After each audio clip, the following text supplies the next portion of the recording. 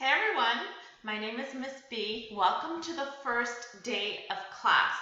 Just like an ordinary semester when you guys would walk into class on day one, you would get an introduction of the syllabus. I'm going to try my best to do the same thing, except it's so hard without a live audience, so bear with me. I want to do like a proper little intro, just so you guys can get to know me and know what to expect throughout this semester. So, there are two sections of English 102 I am teaching this semester. So please, if you look at the top, you're either going to be enrolled in section 97 or 98. I put the ticket numbers for both. The syllabus is the same. This class is totally online. That means all of the exams are online. There are no actual face-to-face meetings. Once in a while, I might have you guys do like a Zoom session, but it's never going to be an absolute requirement, so please don't worry about that. My basic info is up here. So even though I put my email address at the top, I would prefer if you guys emailed me through Canvas. So if you guys look at the Canvas page, look at the left side, you will be able to see Canvas inbox.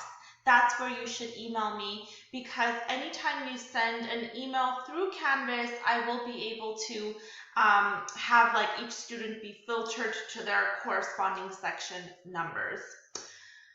Now, I'm kind of doing this backwards. I should introduce myself. My name is Hasmik Barsamian. I've been teaching here for 12 years or so, more than a decade. And I am going to be your instructor this semester. Please feel free to call me Miss B, call me by my first name, whatever you want. I am going to organize office hours for you guys. I tried to do Canvas chat, didn't work out. It just was a disaster because I wasn't getting notifications whenever students were wanting to chat with me. So instead, I have done a Zoom meeting, and all you guys need to do is every Friday from 12 to 2, I will be online. You guys can log in and use this password if you're enrolled in the class and be able to talk to me. So, I hope that will be like a chance for you guys to, ask questions that sometimes they're hard to write them down in emails, and sometimes you feel lazy to write them down in emails. I know I do. So, that's what the 2 hours are for every Friday. Please feel free to drop by whenever you want during those hours.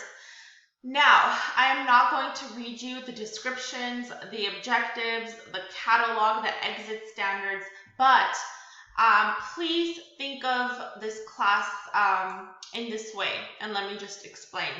This is our contract. We have to, according to the rules of the school, we have to meet this curriculum. So this is what I'm supposed to be teaching you by the time you leave English 102 by the end of the semester. So it's kind of nice to know what it is I'm supposed to be teaching you and what it is you're supposed to be learning at this level. So please take a moment and just read through this in your own time. And then this I would like to emphasize in a little bit more detail, our required texts. Now, there's two texts that I'm going to be using this semester. The first one is backpack literature. I put the Amazon links to both of them, so if you guys are looking at the syllabus online, you could just click on these links and it'll take you straight to the Amazon page and you can purchase the books. But notice my important note at the bottom. I'm trying to make this class zero cost. And even though it's not zero cost because you still have to buy The Handmaid's Tale, I thought, okay, The Handmaid's Tale costs what, 10 or 12 bucks? That's not a big deal. But the backpack literature is a little bit more expensive. So here's what I'm going to do. I am going to take a picture of my table of contents. I've already done this. I have scanned the picture and I'm going to post it online. So I'm going to post it in an announcement. All you guys have to do is look through the picture, and my table of contents has all of the titles in there. So the titles, if let's say it's a short story or a work of drama, I found them online. So I took some time last semester and I researched all of these titles, and they're just famous works, so they're distributed online. So I put the links in my Canvas page. I don't know if that's allowed to do. Maybe it's like a copyright infringement, probably. But I chose to do that so that students do not have to buy the book. However, when we get to the poetry unit, you're going to notice that for the poetry unit, you're going to have to read, let's say, 10 poems at a time for certain assignments. And these 10 poems have to be from certain chapters. Now, I'm sorry, but I'm not going to spend my time going through thousands of poems and posting links to them online. That's just, I don't have enough time to do that. So that's what the table of contents is there for. I'm going to post the table of contents, and you will be able to see in each chapter which poems are listed, and from the listed poems you guys can select, let's say 10 or 20 or whatever the number is in the assignment. So all you have to do really is Google the poem titles along with the poet's name, and you will be able to find the poem online. I have checked every single poem. Honestly, they are online. I just don't have time to put them in links for you. So I think this one you can handle on your own. When we get to the poetry unit, if you guys feel confused, please ask me. I'll be happy to explain. So those are the two books. Handmaid's Tale, you do need to purchase. That's for later on in the semester. But backpack literature, like I wrote in my note, you don't have to purchase. Now, this is an online class and it has certain rules, and I know this is a lot of writing. You're like, what the hell does this mean? So let me explain.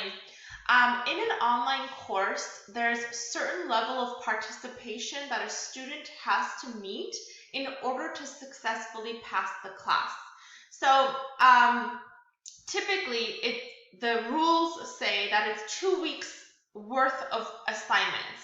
And for each instructor, that's going to be different because, 2 weeks for me might be like a percentage. 2 weeks for another instructor might be points. So when I did my calculation, I realized that on average, every week, let's say, students are doing, let's say each assignment is 5 points, right? And then let's say you do 5 points for 1 week, that would be about 10. And then for the 2 weeks, that would be another 10. So here's what my calculation is. I'm trying to think of it like 10 assignments that are worth 5 points would equal my 2 weeks worth of assignments. So I know that's confusing. Let me try to explain it in just simple English. This means that once you hit the 10 assignment mark, as in you have not done 10 assignments, you will be getting a notification from me that says you're about to fail the class. And this is why it's important for you to keep track of how many assignments you have missed. And when I say assignments, it's possible that one assignment might be worth 5 points. That is going to count as 1.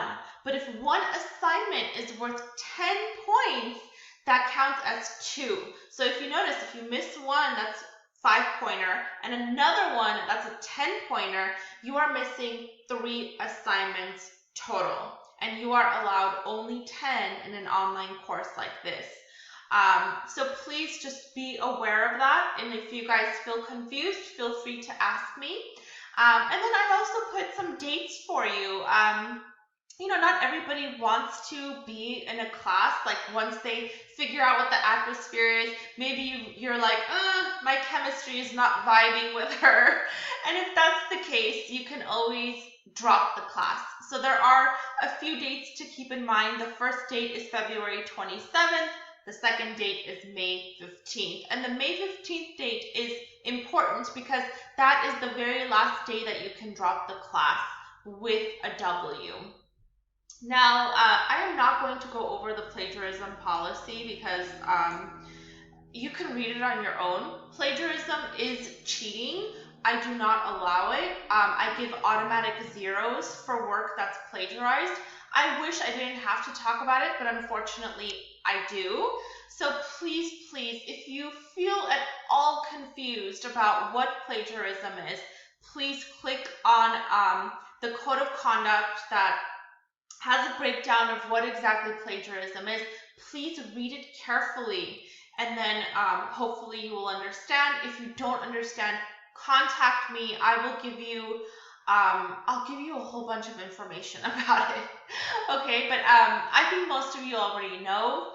GCC is also a school that does have a disabilities office, and there are students that can qualify for accommodations. So these accommodations vary. The most popular is probably the extra exam time. So if you feel like you have a certain disability and you need extra accommodations, for example, a class like ours does have a lot of quizzes.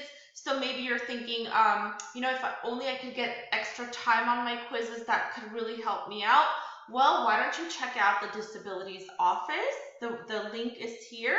I also have the number for you. So students, in order to get the accommodations, they do have to be enrolled through the office. So please make sure you do enroll as quickly as possible. My late work policy, what is it? Well, I don't accept late work, but I don't want you to be confused about that. Here's what I consider late work. Late work is anything that is in this category right here. So I'm looking at the in-class work. I just highlighted it. I hope you guys can see. That's what I consider late work. So what this means is anything that falls into that 20%, that's like the everyday stuff that we're doing. Quizzes and responses and homework and discussions, all of that goes into the 20% in-class grade. I do not accept anything from that category late. So just so we're clear. But if it's a major assignment like an essay, of course, if I don't accept it late, then you're probably going to fail the class. So I don't want that to happen. I still want to give you a fighting chance to make it in this class. So again, just to clarify, the late work policy is in regards to the 20% in-class group, okay? I also have a few workshops that I'm going to be teaching this semester at the Learning Center. I put the link for you guys, so find my name there. I will give you extra credit for that, and I will let you know more about that as we proceed. The grading scale at GCC, I'm sure you guys already know. The coursework in this class, it's all going to be on Canvas. You can access all of this through the gradebook. And finally, my class schedule. Now, this is a very rough schedule. This just has like basics of like due dates and stuff. But I am going to have a detailed class schedule for you every single week. So every Sunday morning, I open up the schedule for the following week, and you guys are able to just click on the links and do the work. So it's pretty simple. One last thing that I want to mention is that I have all these handouts for you guys. This is all to help you guys with your writing, like citations and lead-in phrases when you're using quotations. This is for analysis. I don't necessarily teach you how to use the handouts. They're just there for students, just as something extra to help them out. This is how to integrate evidence. So this is what you're already supposed to know when you start a class like this. And finally, my comment codes for grammar. And that's it. I mean, it's a pretty long syllabus, but I think Everything is useful in it. So please let me know if you do have any questions at all. And welcome to the spring semester.